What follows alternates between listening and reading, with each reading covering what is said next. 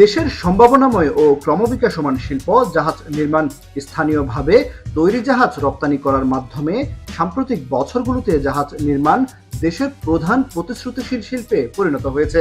এবার দেশ থেকে 10টি জাহাজ রপ্তানি হচ্ছে সংযুক্ত আরব আমিরাতে। চট্টগ্রামের ওয়েস্টার্ন মেরিন শিপ ইয়ার্ডের সাথে আমিরাতের শারজা ভিত্তিক প্রতিষ্ঠান মারওয়ান শিপিং লাইন্স চলতি অর্থ বছরে 10টি জাহাজ আমদানির লক্ষ্যে চুক্তিবদ্ধ হয়। ইতোমধ্যে গেল ফেব্রুয়ারিতে 2টি জাহাজ আমদানি করেছে প্রতিষ্ঠানটি।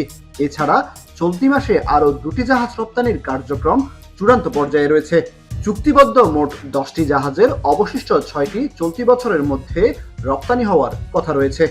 আমাদের প্রোডাক্ট ডাইভার্সিফিকেশনের কথা বলা হয় যে আমরা একটি নির্দিষ্ট প্রোডাক্টের উপরে 85-84% এক্সপোর্ট আর্নিং করে থাকি এবং আমরা এটা নতুন কোনো প্রোডাক্টের দিকে যাই না। তো এই ক্ষেত্রে যে জাহাজ রপ্তানির যে বিষয়টা, এটি একটি নতুন সংযোজন। আমি মনে করি যে এটি অন্যান্য নতুন নতুন সেক্টরকেও ইন্সপায়ার করবে।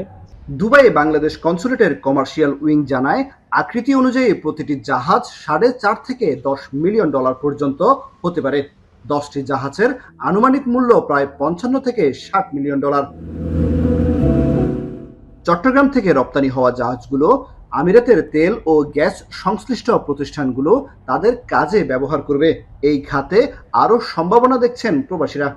ইদানিং আমরা দেখছি বা শুনছি বাংলাদেশ এখন খুব টেকনিক্যাল দিক দিয়ে খুব ডেভেলপ করেছে।